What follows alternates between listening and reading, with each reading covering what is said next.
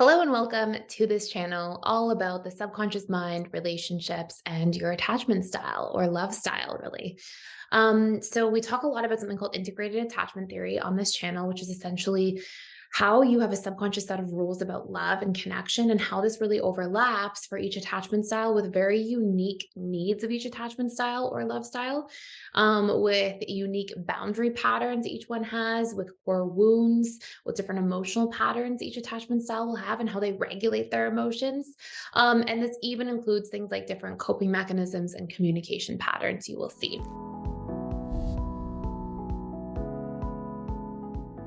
So, first and foremost, one of the topics that we're going to be covering today here is how a securely attached person would react to a fearful avoidant attachment style being slow to commit or really resisting making a commitment in a romantic relationship. So, we'll cover like the different timelines that the secure versus FA tend to have, you'll learn that they're quite similar in this video. So, we'll talk about them at a high level for all the different attachment styles and what timelines they usually are looking for. And then we'll talk about how to phrase a conversation to speak to the fearful avoidant, and then what the securely attached person would do if the fearful avoidant does not respond well to that conversation, like how they would really proceed.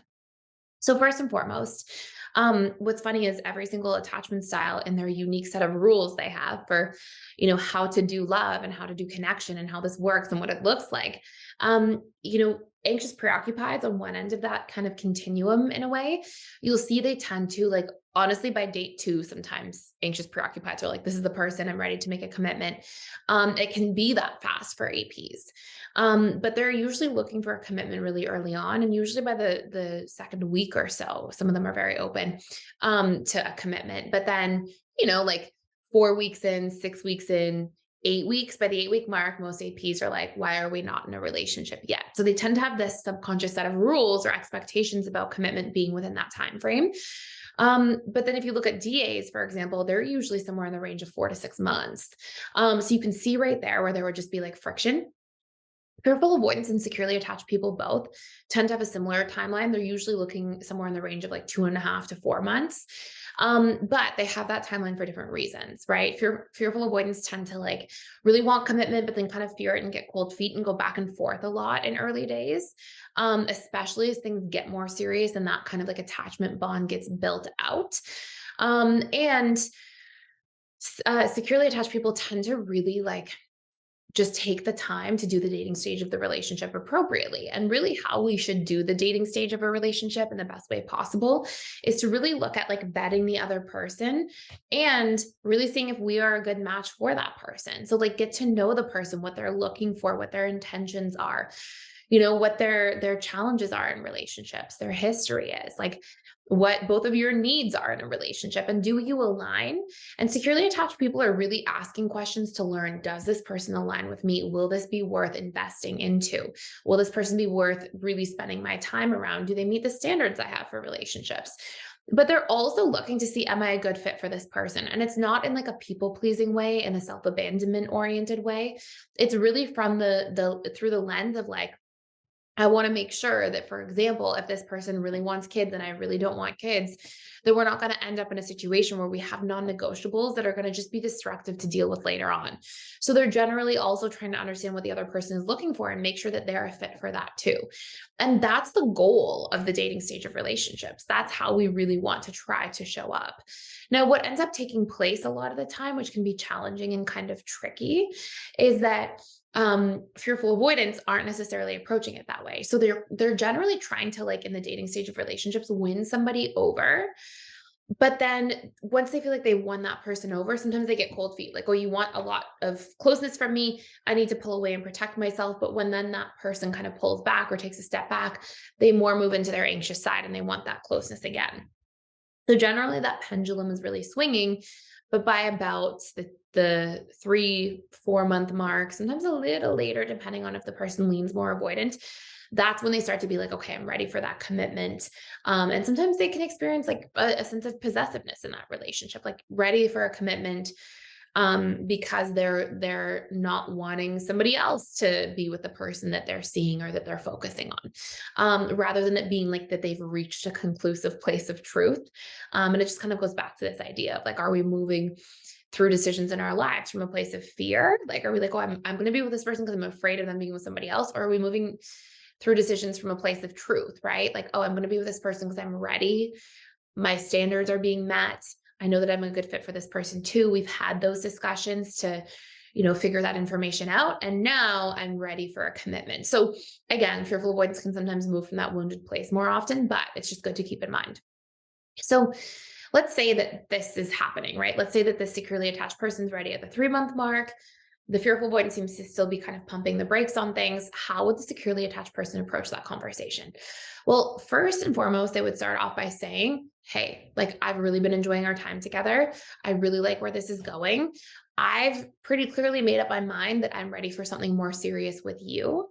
I'm not saying that we have to make a decision immediately. This doesn't have to be like tomorrow, but I do value my time. And I also want to make sure that if I'm really seriously considering taking this seriously, that I know that you're also going to be moving on a similar path, that you can see this progressing into something more serious, and that we're at least aligned in the direction that we're moving.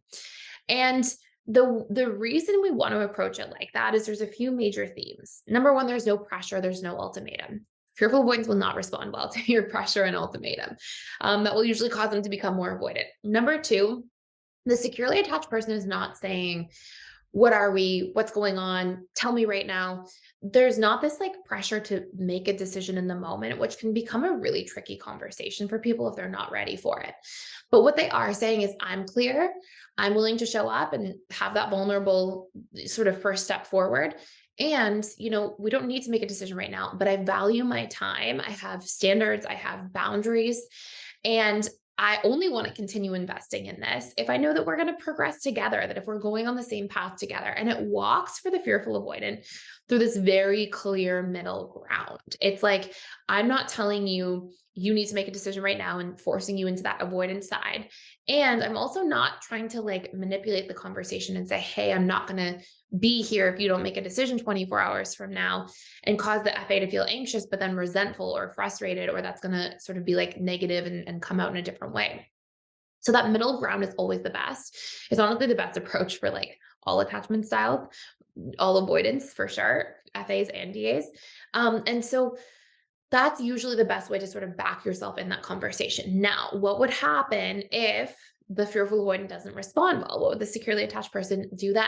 Well, I do want to let you know that if you want to do a deeper dive into all of this in more detail, we have these attachment style courses. They're called How the Insert Attachment Style. So like FA, AP, DA responds in the 6 stages of a relationship. And it really maps out the roadmap of how each attachment style is going to react, what their fears are going to be, what their needs are, what's really important to them. It really dives into all of that. And even like how to reprogram those fears, how to move through them, how to communicate through them. As we go through each of the stages. So depending on what stage of a relationship you're in with somebody, or if you just want to learn more about yourself, it's like the whole roadmap of what's likely to happen. It's about a 2-hour long course. There's like a whole workbook, roadmap, all the information, and you can check it out for free for the next 7 days using the link in the description box down below. So with that being said, if the securely attached person had that conversation with the FA and the FA was like, I don't know, or they kind of deflected, or they didn't have a good response, the securely attached person would proceed to say to the fearful avoidant partner, hey, I can really appreciate where you're coming from, that you want to take a little bit more time to decide. The securely attached person would validate the fearful avoidance emotions and perspective, because that makes the fearful avoidance feel seen and relaxed and not like in their hypervigilant on guard kind of mode. And then they would also proceed to say, and I really am clear about what I'm looking for. I want to support you taking some time to decide, but I also want to be honest with you and tell you that, if there isn't a progression in the next little while, I may have to consider looking for a place or a relationship where there is going to be that progression, because I'm really clear about what I want. So there's a couple like really unique things. And number one, it's that you would validate the fearful avoidance emotions, right? You'd say, hey, I see where you're coming from. I respect that, like, you feel a little bit of uncertainty. You need some time to decide. They would validate that person's perspective, really. Then they would proceed to say, I want to be transparent or honest. Fearful avoidance like honesty, transparency, and context. They very much value that.